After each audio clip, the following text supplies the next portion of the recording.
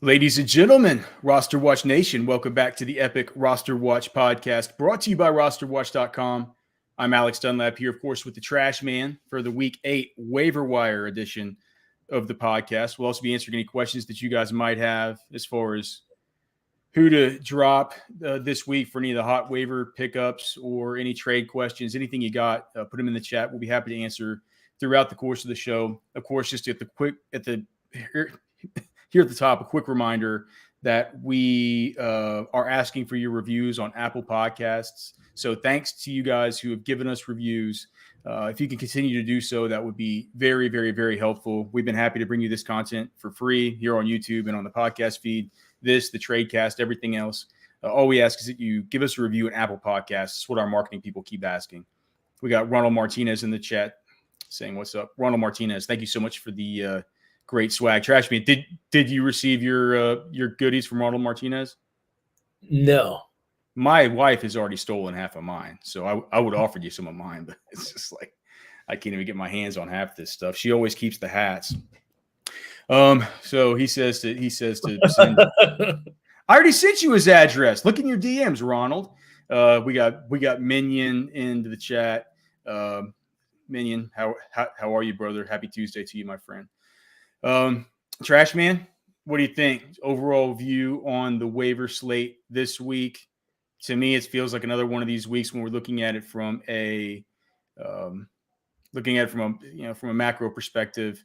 Not the best of weeks, not an all-in week.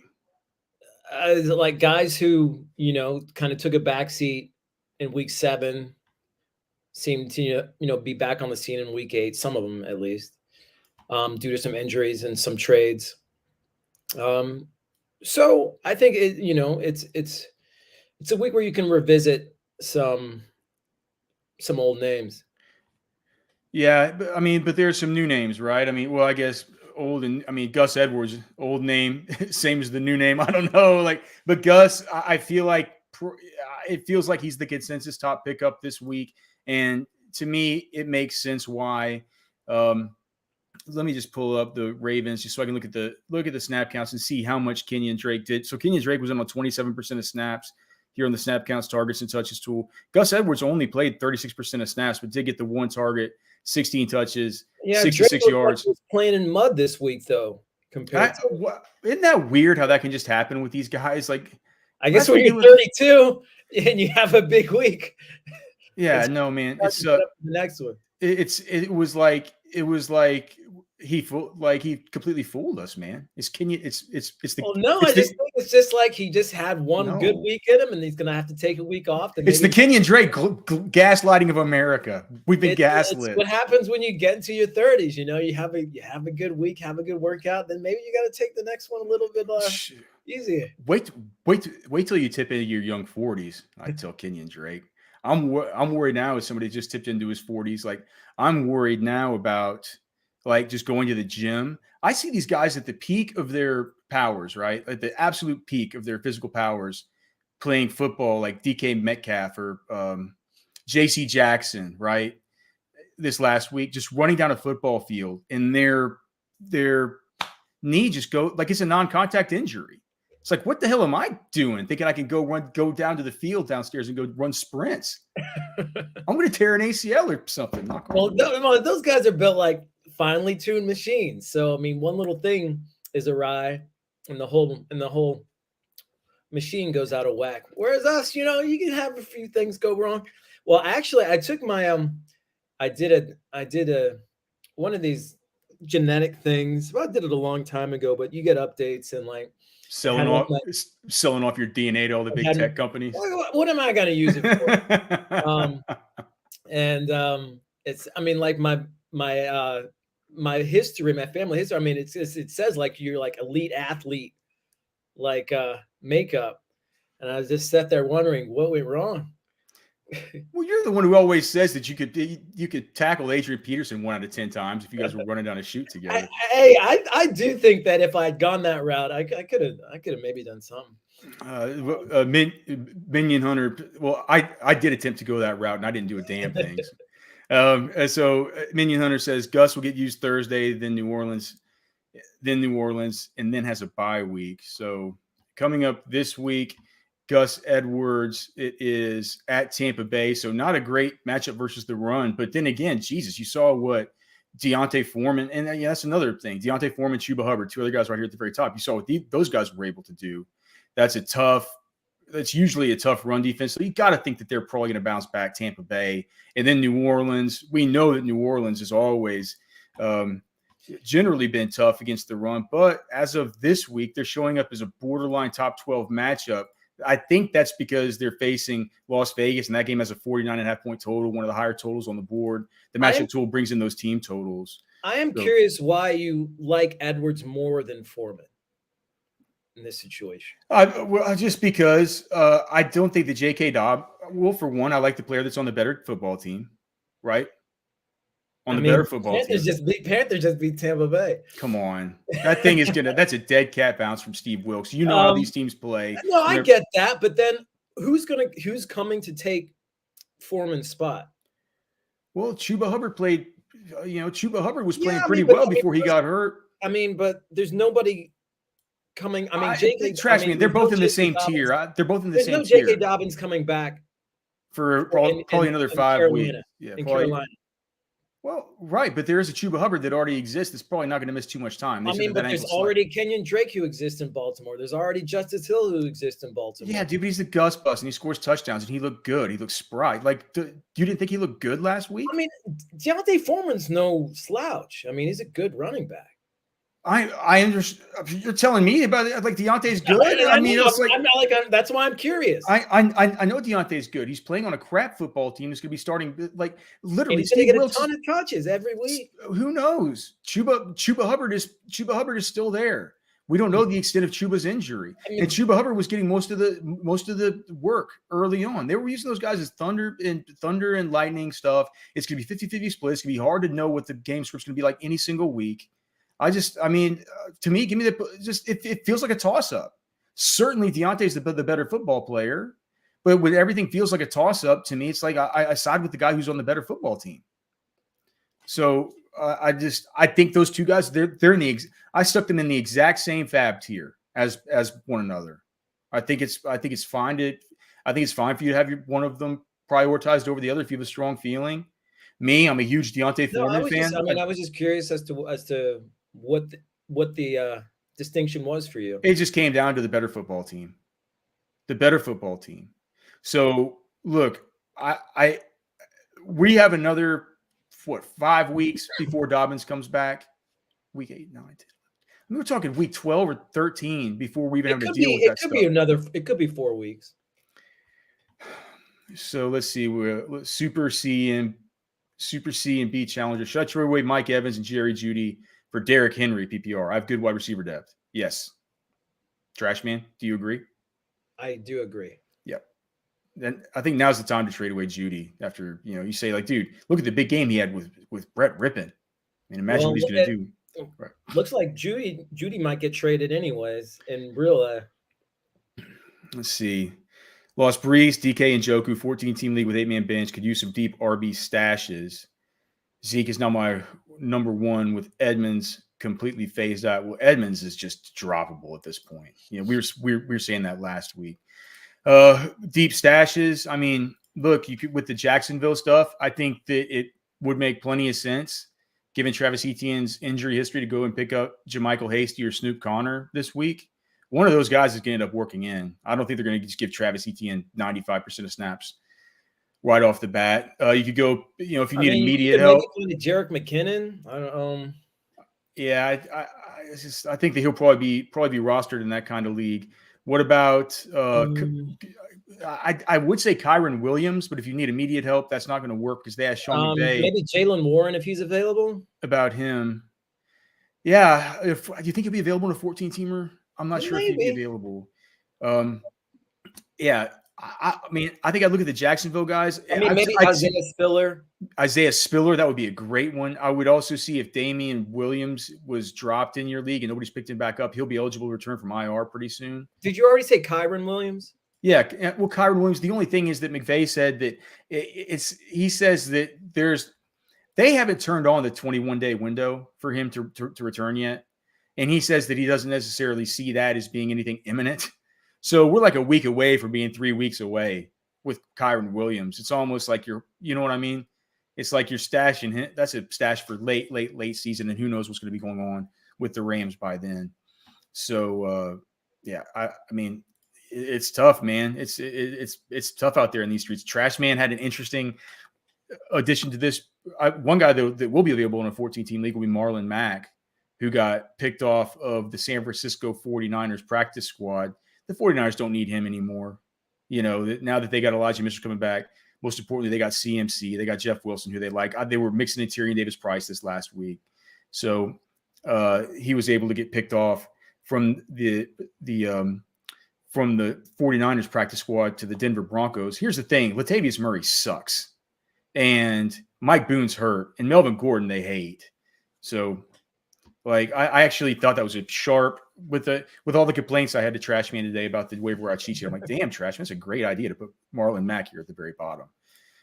So hopefully that'll help you out some, Daniel Schaefer. Sorry about losing. I lost Brees and DK in one league too, man. It's tough out here. The BDA asks, he picked up Gus last week. He got an offer of Pickens for Gus today. Oh gosh. He has Henry, Swift, Connor, and Henderson already. Do you pull the trigger? I mean, I probably. Well, I mean, Swift. How soon is he back? Know. How soon is no? I mean, you need that depth Connor's right now. Going to get hurt again. Yeah, and Swift. Henderson. I mean, yeah, I say keep Gus, man. Let's see. How long is DK out for? Says Minion Hunter. Now, I'm not a doctor. I don't know, but you know, the initial fear was an ACL. What they found out that it was a bone-on-bone bruise, something up to do. Minion, you're the neuroscientist, man. You should be telling us. Some kind of bone-on-bone patellar thing. And Dr. David Chow says that he could be back by week 10. More likely, he's back by week 11. He thinks the latest would be week 12. So that's large. That's DK Metcalf. Ronald Martinez says, "Hey, Trash Man, size medium." Vote for your swag. What is it? A large? Is it a large? I like oversized stuff. Okay. Here's Minion Hunter again. He says Dobbins out 4 to 6 weeks. He elected to get surgery to come back earlier. Harbaugh said after the game 4 to 6 weeks. I don't feel good about Dobbins either. We talked about it last week. As a guy that, I mean, you could legitimately, if you needed to, you could think about dropping. Okay, a better stash, OBJ or Fuller. Jesus, don't stash either of these guys. Go stash Jameson Williams from the Detroit Lions if you're looking for a deep threat monster that could help you down the stretch. Let's see. Super. Of those two, I would say OBJ though. Coming off a late year ACL, and who's he going to go play for? The Rams. They're bringing back Van Jefferson, who I added onto the cheat sheet. I think that he's somebody. Also, does Michael Thomas play football? Isn't there a Mike Thomas that plays for the Bengals? Bengals. Yeah. So technically, yeah. Yeah. And then I think Chuba goes in I got my neighbor Mo, who hopefully he'll listen to the podcast a little bit later. He keeps texting me questions. Maybe we'll just answer him here on the pod so we can do it. So need a tight end to tide me over till Njoku comes back. Your thoughts? The guys who are available in his league who he just texted me are Cole Kmet, Hunter Henry, Cade Otton. Tough out here. Jordan Akins, Ian Tom. I mean, I would say out of all those guys, I think I like Cade Otton the best. I don't think Cameron Brate's going to be coming back anytime soon. So, yeah. And Mo, Mo, I'll call you about that later, man. Maybe we could work out some kind of trade or something. I feel bad for Mo. He lost Brees Hall. He lost Brees Hall and Njoku last week. ML is saying, yeah, guys, Jameson's long gone. This is FFPC main event. Okay. I mean, but between the NFL has soured on Fuller. I don't think he's ever going to play again. Teams are acting like, hey, dude, we're not going to come around and court this dude. And we're not going to come around here and act like we have to talk this guy back into playing football. He seems like he doesn't want to play anymore.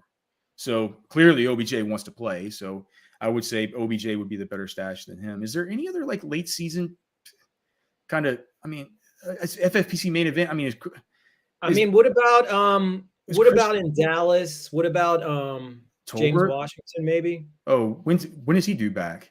I don't know. That was just a name that popped into my head. What about? I mean, I wonder if Christian Watson might be available in a league like that. I doubt it.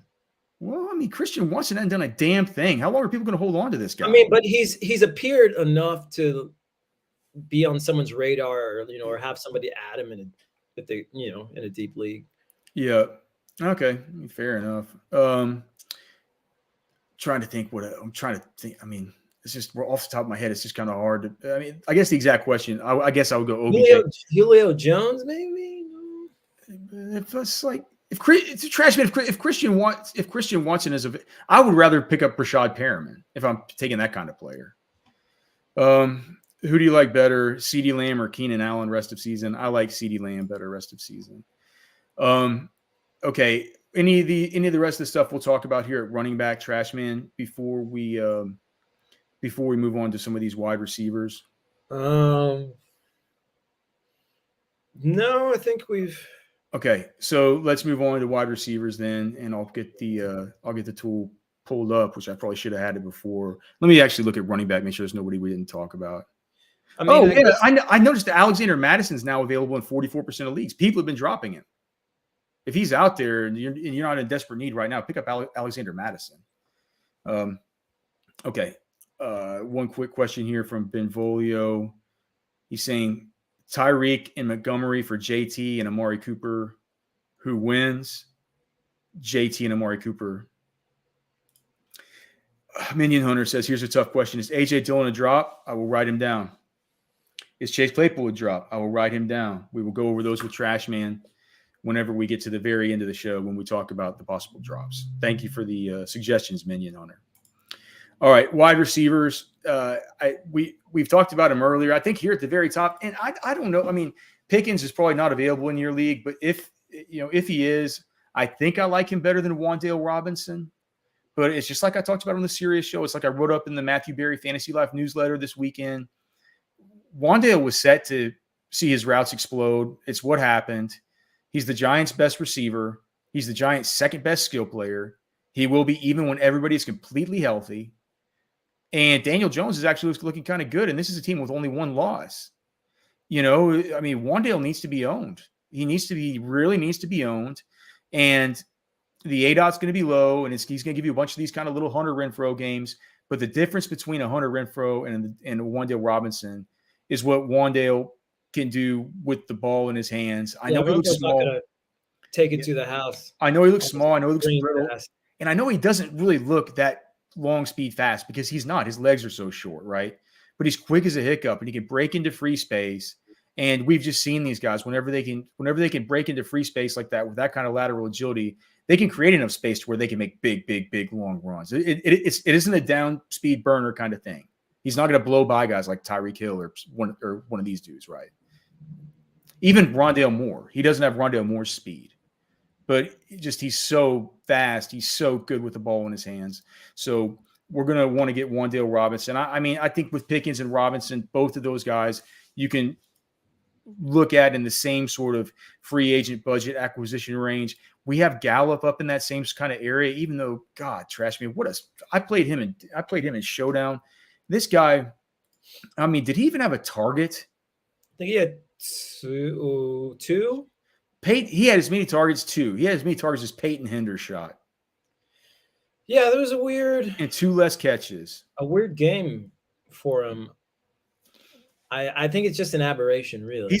He's been cucked by Noah Brown. I wouldn't say that. Why not? I mean, because it's only been one game with Dak. Well, yeah, it's been one game with Dak for everybody. I mean, but the thing is, he's still going to be in 3 wide sets. So, I don't think it's that kind of thing. Okay. Well, I mean, I agree. I think he should be picked up. The Cowboys are actually looking like a good football team. The NFC is just so bad. I can't believe that, only 4 teams have above 500 in the whole NFC, and 3 are in the NFC East. Yeah. And one's the Giants with the 1-loss Giants. Yeah, I think it's the NFC East in Seattle. With Geno, it's come on, dude. So weird. Tampa Bay's in first place in their division. Jahan Dotson probably needs to be picked back up. I think that some of these guys are a little bit lower down the list.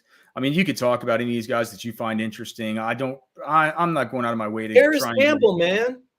That's fine. It's just, well, let's talk about how you think that Sam Ehlinger taking over for Matt Ryan might affect Paris Campbell. Because as Paris Campbell's getting going, we get Sam Ehlinger, who, look, I mean, it's in deep super flex or in 14-team leagues. I think Ehlinger's worth picking up. Dude, there's going to be a game this year where Sam Ehlinger rushes for 85 yards and 2 touchdowns and throws another. I like, that is absolutely on the menu. It's absolutely happening. When it happens, who knows? I mean, Paris Campbell, double-digit targets his last 2 games. And I don't think that was an artifact of Matt Ryan being the quarterback. I think it's been an offensive scheme change. I think it's been a change in the way they're running that offense. They're a lot more dink and dunk, using the pass like the run. And I think that'll continue with Ehlinger. I think Paris Campbell's going to be, a safety blanket for him. So I'm optimistic about Campbell, keeping up the good work. Okay. I mean, and look, his snap counts are up. He's getting the targets. I don't know how much of that was an artifact of Matt Ryan's arm being completely shot. But here's the thing. Sam Ehlinger it's not like he's going to be back there just dissecting the defense and trying to throw these deep out routes or anything. I mean, it could be that he's going for the easy underneath plays to a guy like Paris Campbell. So it'll be, but I mean, if I know Sam, he's going to attach onto his best weapon, and it's going to be Michael Pittman. The thing is, like, Paris Campbell, he's not going to be an expensive get anywhere. I mean, I don't even know if you'll have to you could probably wait till waivers pass to pick him up in a lot of instances. But I think he's somebody worth stashing, worth having on your bench. Nick Perone asks, he's lost Chuba Hubbard or Deontay Foreman, Alec Pierce or Paris Campbell. I would say Foreman over Hubbard, just because Foreman's better than Chuba Hubbard. And I think he's more likely to get goal line touches. Oh yeah, for sure. I would say, I don't know. Do you have I think we're just guessing. With Cam, if you're just looking at target share from the past 2 weeks, it's easily Campbell. What's right, but we're having to project Sam Ehlinger. I don't think Sam Ehlinger's going to look, man. I think Sam Ehlinger's going to be taking the easy shots, and then for the tougher stuff that he's going to need to get downfield, it's going to be to Michael Pittman, who actually has a really shitty average depth of target this year compared to what he's had in seasons past. So I think Sam Ehlinger is good for Pittman. He's going to trust him. He's going to that's just Sam's going to have his guy, man. He did every year at Texas. It was Jordan Humphrey. It was Devin Duvernay. It's like he has his guy, and I think his guy will be Pittman.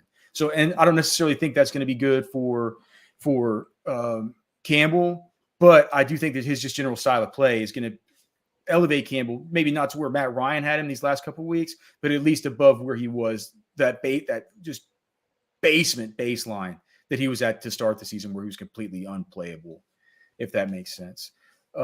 Yeah, Pierce, I think, is only averaging around 3 or 4 targets a game. I think that people just remember that. People remember that 2 to 3 game stretch. I get it. That whole offense is in just disarray. Yeah. Dude, it's got to hurt you about Jonathan Taylor. Both of the main leagues that we play in with all the RosterWatch guys, you have them in those.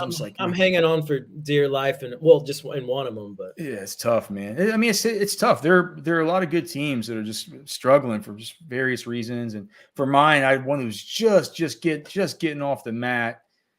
Big week this week with Breece Hall, and then you lose Breece Hall and you lose DK, and you're just. What about tight end? Yes, I see a Greg Dulcich up here at the very top.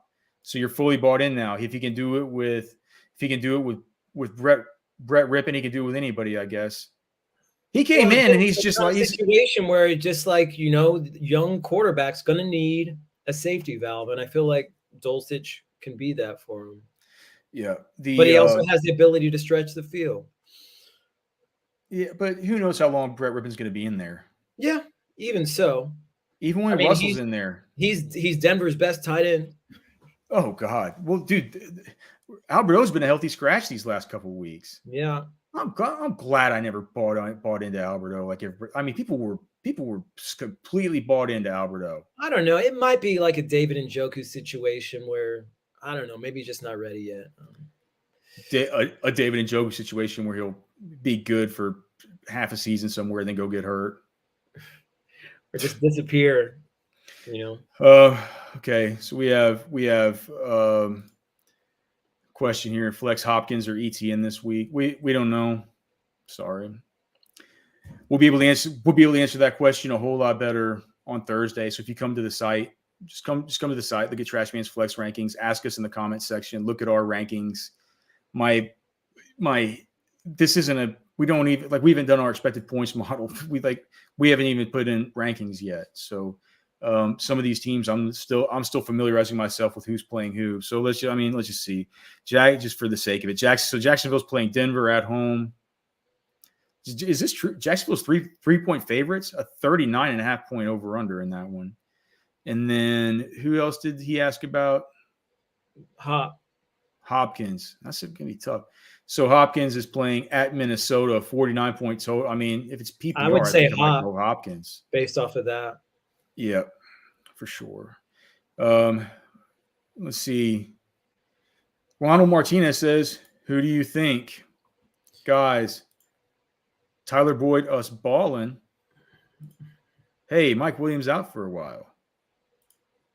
Who do you think?" I don't know. I don't get it, Ronald. I'm not sure I understand the question. I do agree that Tyler Boyd balled out, and I do agree that Mike Williams is out for a while. Okay, Alberto values on a potential trade to Tampa Bay if he isn't traded and he's dust for the rest of this year, says ML. Yeah, for sure. I mean, he has to be traded. He's absolutely dead. Ronald Martinez asks about James Robinson for the Jets. I mean, I don't think it's not really germane to the waiver pod because he's not. You think he's available in only 15% of leagues. But Trashman, do you have general thoughts just about James Robinson to the Jets? I feel like I still like Michael Carter as the lead there. I feel like James Robinson maybe is, going to working in series, but I still feel like Michael Carter is going to get the first crack at. Well, he certainly will for the coming weeks. I think this the fact that they put out the propaganda that they're doing this because they're all in on this season, and I think they think they're getting a good runner in James Robinson. It's not a Breece Hall. He's not going to be a guy that's going to break you in half with one run. So it's going to be different. It's going to be different. But they're going to keep doing everything that they can just to keep Zach Wilson. Well, that's what I'm saying. That this offense is predicated on the run. So I think that both of those guys will get plenty of touches. Yeah. Who do you think the replacement is for Mike Williams? Okay, so here's how you look at it for this. It's going to be Joshua Palmer because DeAndre Carter, he plays special teams and plays mostly in the slot. Joshua Palmer did miss last week and is questionable though. So keep an eye on that. I want to look at the snap counts and just see who it was that picked up the extra slack last week after he went out. It's a good question. Jalen Guyton something? No, because don't you remember they brought in Michael Bandy. So Michael Bandy got 59% of snaps. But I'm not. I mean, you can't go there. I mean, I would say if Palmer's available in your league, that's the way to go. But DeAndre Carter is one of these guys that some people will talk about. You have to realize though, with Keenan Allen healthy, DeAndre Carter is he's a redundant piece out of the slot. Okay, Trashman. Anything else at tight end? You want to talk about quarterback defense? I'll throw you some of these players that people will or will not get permission from you to drop. Well, quarterback Justin Fields starting to make strides to being startable, He actually, dude, I mean, I always give Justin Fields shit. I will say this. In that game versus New England, he actually had he actually played well. And dude, his offensive line is so bad. His wide receivers are junk. I mean, they are pure junk. They are doing him no favors. Justin Fields is a candidate to possibly go on and have a good career later on if he doesn't get broken by what's happening right now in Chicago. If he overcomes this and he's actually good, it's going to mean that Fields is actually really, really good. Yeah. All right. Here we go. Can you drop them? Some tough ones this week. as you can tell by the ones that Minion have already pointed out. Can you drop Romeo Dubs after he drops every ball that comes to him lately? I mean, you could drop him for a George Pickens, Ronald Robinson. Oh, yeah, absolutely, dude. I would. Johnson. Yes. Okay. Another Green Bay Packer. Aaron Rodgers with Buffalo on tap. Yeah. Aaron Rodgers has been a replacement level damn quarterback this year. I told the guy, I'm like, what's so wrong with going and picking up a Daniel Jones or something? Yeah, I mean, who's gonna rush just for a looking pass at his name, the name recognition, but like just looking at his stats, yeah, he's easily droppable. Somebody on the side asked about Joshua Palmer. We mentioned not to do that, right? Don't do that. Let's see what happens with Big Mike's injury. Yeah. Okay. D Jackson. No, it's not Deshaun. Deion Jackson, maybe somebody asked about Deion Jackson. Is he droppable now that? Yes. Yeah. Now that JT and Nyheim Hines are both back, I think he's absolutely droppable. Jonathan Kelly. I guess Joshua Kelly. He's hurt. He's out for the next 3 to 4 weeks. You can drop him. Jaylen Warren, can he be dropped? I mean, it depends. I mean, you don't need to. He's there on your team as a handcuff. Right. I mean, so you can drop him if you need to. Yeah, a handcuff or a voodoo doll, right? Depending on whether or not you have Harris. I like to handcuff other people's players and call them voodoo dolls. Okay. Speaking of weird stuff, man, what's this weird stuff going on with Robert Woods? You always say you can't drop him. Now you can finally drop him, huh? You can drop him. I mean, like, are they going to turn to Malik Willis? Honestly, you can drop anybody on the Tennessee offense other than Derrick Henry, dude. Hey, we didn't mention it much during the actual show. But like, I'm going to try and pick up Treylon Burks this week in leagues where he's been dropped. They're talking about him coming back week 9, just to see.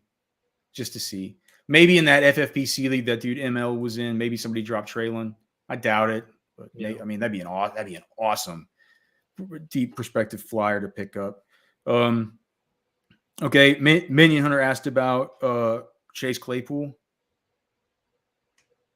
I would not drop. Well, if it's not a PPR league, you can drop him. Here's the 2 toughest ones, dude. AJ Dillon. He's been miserable. He's been an anchor for your fantasy football team. Because otherwise you just have a headache about whether you're going to play him every week. Dude, to me, here's the thing. I've thought about this a ton because I definitely do have AJ Dillon in one league, and I've tried to play him. I've benched him. I've thought about playing him. I've definitely usually gotten wide receivers in the flex ahead of him. But the more and more I think about it, I know this is called what's the fallacy called, Trash Man? It's not the gambler's fallacy, but it's the one we've put so much into something already that you're not the sunk cost fallacy. I know that exists, right? I know that that's a thing. I know that this is me saying I've put so much into it. I'm not just going to give it up now if you're putting this much into it. I'm going to keep investing into it. I know that that's a fallacy and it's bad. But I also know that when I go to Las Vegas and that damn thing has been red for the last 20 rolls, it's going to be black with the next roll, right? It just is. But see, that's the gambler's fallacy. Yeah, the offense isn't good enough right now. Dude, Aaron Jones is getting all the action. You can drop AJ Dillon. I don't think you can because I think, and I know that so even the sunk cost fallacy aside, right? I think that they got him for his snow tires, right? And it's about to get cold up there. It's about to get cold. So let's get rid of the sunk cost fallacy. Let's go to the whole pray for the snow tires narrative, and we'll move on. I mean, the thing is, the Packers are getting healthier in their offense. They're getting more players back. And maybe they'll be in scoring position more often. Snow tires. Here's the hardest one. the hardest one, because he plays on a football team that throws the football. Sometimes, they're down all game by 2 scores, and they throw the football like 16 times all damn game. And it doesn't look like they're going to change one bit from it, because that's what Arthur Smith does. And somebody in our comment section should seriously ask this trash man, can he drop Drake London? Well, you can't play him.